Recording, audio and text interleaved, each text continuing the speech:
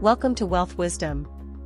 If you have ambitions to achieve financial success, please leave yes in the comment, and we are here to help you obtain insight and build wealth. The book we are going to share today is Money by Rob Moore. There's absolutely no reason why you can't be a millionaire if you have the right attitude. There were 35 million millionaires in the world in 2017. That's not a small number. So why shouldn't you be one of them? Millionaires come in all shapes and sizes, from rock stars to inventors, horse whisperers to slinky sellers. What they have in common is that they've all found a way to turn their personal wealth, their abilities, skills, or passions, into financial wealth. Even if you don't quite believe it yet, you can do the same. A lot of us are held back from mastering money because we believe some common myths about wealth. One is the idea that money won't make you happy. Well, the author wants you to know something, it absolutely will. Money gives you the ability to do things that will make you happy. The best things in life may well be free: being in love, spending quality time with your children, experiencing art or nature. But if you want to experience these things, you need a form of income that doesn't rely on you working, so you have some time for them. The idea that everything great in life is free doesn't make sense if you're stuck in the office for 60 hours a week. A second attitude to abandon is the common grumble that there's just not enough money out there. The author used to buy a lot of designer clothes from a local shop.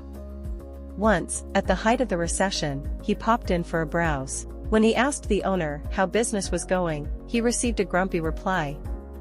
"No one's got any bloody money," the owner grouched. But the reality is, the global economy is awash with money by whatever measure you choose. According to former Bank of England chief Mervyn King, there's £80 trillion in the global economy and £150 to £180 trillion in stocks and bonds. Meanwhile, estimates suggest that there's $8.2 trillion of gold out there. Even for modern cryptocurrencies, you'll see that there's around $38 billion in Bitcoin alone. Put simply, there's easily enough money in the world economy for you to be a millionaire. So if you are stuck moaning about the lack of money out there for you, dump that attitude right now. You need to embrace an abundant view of money. There's loads of money out there. Are you going to take your fair share? Before we continue, if you are interested in this topic, please consider subscribing and give us a thumb up. Let's continue. To start mastering money, embrace the VVKIK formula. Some people have a grand vision but no grasp of details. Others sweat the small stuff but have no overall sense of where they are going. Well, if you want to master money, you need both. And the good news is, there's a simple system that will help you to do so. KIC stands for Vision, Values, Key Result Areas, Income Generating Tasks, and Key Performance Indicators.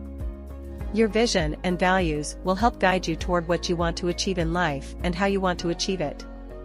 It may help to write both down, listing your ultimate goals, and the values that matter to you, from success to family, growth to freedom. A quick tip for attracting more money is to simply shift money-based values up your list and ensure your life vision is financially focused. Next up, determine your KRAs or Key Result Areas. These are the high-value areas on which you should focus to achieve your vision. Pick between 3 and 7 areas where an investment of time will make the most difference to achieving your vision. These should be areas like building relationships, marketing, or finessing business planning. Check your to-do list or other demands on your time against your KRAs for clarity. If someone asks you to do something that isn't aligned with your KRAs, don't do it. This way, the KRAs help you stay focused on high-value activities. Now take a look at your IGTs, or income-generating tasks. These are tasks that are aligned with your KRAs and generate the best possible monetary value from your time. And remember, not all tasks are equal. In professional golf, just one club, the putter, accounts for 40% of shots taken. This means that practicing putting will have the biggest impact on your score. Likewise, in business, focusing on certain key tasks that bring in money will have a disproportionate impact on your wealth. Finally, develop key performance indicators or KPIs that show what's going right or wrong with your business or wealth. Get your KPIs right, and you've got real-time feedback on whether your KRAs and IGTs are generating the right outcomes. Put this system in place and your financial life will get a lot easier. You won't be focused on just one grand vision or on basic tasks, but on the cyclical whole, which allows you to make more money while doing less. What's not to like about that? Understand your income generating value to make more money from less time. There's a persistent myth that to be successful, you have to work hard. Really hard. Go the distance. Make sacrifices. Man up. Hustle. Sleep is for the weak. You need to abandon this idea. All too often, hard work is absolutely not the right path to sustainable wealth. Plenty of us are earning a salary that feels good but ultimately isn't all that great. Why? Because when you add up your long hours in the office and the amount of work you take home, you are in effect working for a low hourly income simply in the hope that in the long run, you'll get a 5% pay rise that barely covers inflation. Or maybe you are happily working overtime, giving up much of your invaluable free time to earn just a little more money. There is a better way. The key to getting to grips with your time-to-money ratio is to understand your IGV, your income generating value. Put simply, that's a calculation of what an hour of your time is worth. Once you know this, you can work out which activities you should do yourself and which you should pay for someone else to do on your behalf. You can calculate your IGV by adding up the full number of hours you work every week. Maybe that works out at 55 hours once you include, as you should, not just time spent in your job, but also any time put into side hustles or asset building. All time devoted to money counts. Now calculate how much you earn in a week, again, not just salary, but also any income from property, interest, share dividends, or side hustles. Perhaps that's £1,000 a week, so now you know that your IGV is 1,000 divided by 55, or just over £18 an hour. And this tells you a lot. Because now you know that every time a task comes up that generates more than £18, you should go for it. This way, you are increasing your IGV. But if something comes up that will generate less than £18, or that you could pay someone else to do for less than £18, ignore it or outsource it. Otherwise, you are lowering your IGV. This, ultimately, is why the rich get richer. They don't do things that lower their overall value. Stick to this approach, and it will change your financial life forever. Embracing leverage is vital for true financial success. Do you work for someone else? When you stop working, do you also stop earning? If so, you are being leveraged to make money for someone else. What you need to do is flip that around and use leverage to make money for yourself. So what exactly is leverage? Well, it's about making more from less. Making more money from less time or from other people's time. Generating better results from less of your own effort.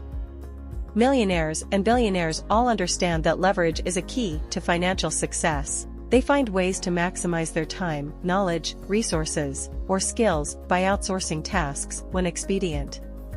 To do the same, you first have to learn how to leverage time. We've already seen in the previous chapter how important it is to get the most out of your time. The author was once ridiculed by his business partner for running a meeting during a haircut. But if the author has a haircut twice a month for half an hour each time, that adds up to 12 hours a year, and with an hourly IGV of £10,000, he is a multi-millionaire after all. That adds up to a big reward on leveraged time. This is why it's worth considering how you can leverage your time. If you spend hours a day on admin, think about whether you could outsource it at a lower cost. Make calls and write emails while traveling. Use gym time to invest in your personal development by listening to audiobooks. Secondly, you should also be leveraging money. One way is through debt-funded property investment. For example, maybe you buy a £1 million property with £250,000 of your cash and a £750,000 bank loan. The bank only takes its money back, plus interest, so any growth in the value of the property is yours. In the United Kingdom, property prices have doubled on average every 10 years since 1952, according to the Nationwide Building Society. So after 10 years, the property is worth £2 million, and the loan has, through repayments, reduced to £500,000. Now your initial £250,000 investment is worth £1.5 million in just 10 years. That's the power of leverage. At the heart of embracing leverage is an attitude shift. Cash poor people think, I really need to do that, whereas rich people think differently. They ask, who can do that for me? Don't ignore leverage. Make it work for you. Compounding is a powerful, long-term route to wealth. Consider a water lily, which doubles in size every day. After 30 days, it covers the surface of the pond it's in, however large that pond may be. And yet, on the 29th day, it only covers half the pond. In other words, it grows half of its size in just 1/30th of the time. That is a clue to the power of long-term compounding. That's the process by which the growth of money, like that of a water lily, accelerates over time. When you receive a return on money through interest or investment returns, that money grows more and more each year, just as the water lily grows by a greater amount each day. The author once advised a reader, Matthew, on the impact of compounding his savings, which totaled £3,600 a year. If Matthew can get a return on his savings of 2% above inflation, he'll have £3,782 rather than £3,600 at the end of year 1. After 10 years, he'll have just over £43,000. Keep going for 50 years, 5 times as long, and he'll have £438,000, almost 10 times as much money. As money compounds, it grows faster and faster. This has some implications for your money and business habits. Firstly, it's a reminder to be patient, because compounding shows that effort early on is only truly rewarded with big results after a long time. So even if your short-term results are slim pickings, keep going. Imagine if Tiger Woods had abandoned his golf career aged 18, frustrated at not winning a major championship yet. He would have been 80% of the way toward multiple victories, the long-term payoff on his early efforts. Secondly, compounding is a reminder to be careful what you spend. That's because every pound you spend is not just 1 pound less in your pocket now. It's potentially many pounds less in your investment accounts in 50 years' time. So if you are buying a new car, for instance, consider not just how much it will cost you today, but the opportunity cost of not investing that money and seeing it compound over time. Apply this mentality, and you are well on your way to thinking like a wealthy master of money. Now let's take a look at something people are often scared to do, but which is essential to getting more money: putting up prices. Too many entrepreneurs are scared to put their prices up, but doing so could be the best decision you ever make. When it comes down to it, a lot of money mastery is about setting the right price for your products and services. Too low, and you will never achieve wealth. Too high, and sales will fall. Here are a few tips to help you get your prices at a point where they generate real profit for you, while still leaving your customers feeling like they've gotten a fair deal. Firstly, try increasing your prices, right now, by 10%, an amount that won't just cover rising inflation, but also make a little extra profit for you. If this feels intimidating or even impossible, know that a 10% rise or decline in prices is generally acceptable to most people. Think about if your investment portfolio jumped 10%, you probably wouldn't go wild with joy, but you also wouldn't slump into depression at a 10% loss either. You'd accept it without any strong emotion either way.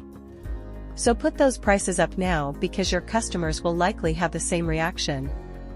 If you are still nervous about price rises, think about what you can do to increase the sense of value your customers get. There are several ways you could do this. One is to give a perceived benefit to customers that actually has no or little cost to yourself. That's why hotels put chocolates on pillows, and car manufacturers give out car mats when you buy a car. Neither gesture really costs the company anything but succeeds in making you feel that little bit better. Finally, don't forget that low prices can actually put customers off just as much as high prices can. The difference is, while high prices put off customers with limited money, your low prices are probably putting off wealthy customers with plenty of money. Rich people will look at low prices and think that the product or service is low quality. Put your prices up, and you'll find that you no longer have to bother with as many window shoppers, bargain hunters, and time wasters. Instead, you get to deal with wealthy people, people with plenty of money to spend who could potentially be a great network of new customers for you. So, don't wait. Increase your prices. Don't be ashamed or afraid to want and ask for more money. It will buy you happiness. That's the end of today's sharing. If you like our content, please give us a thumb up and share it with your friends. See you next time.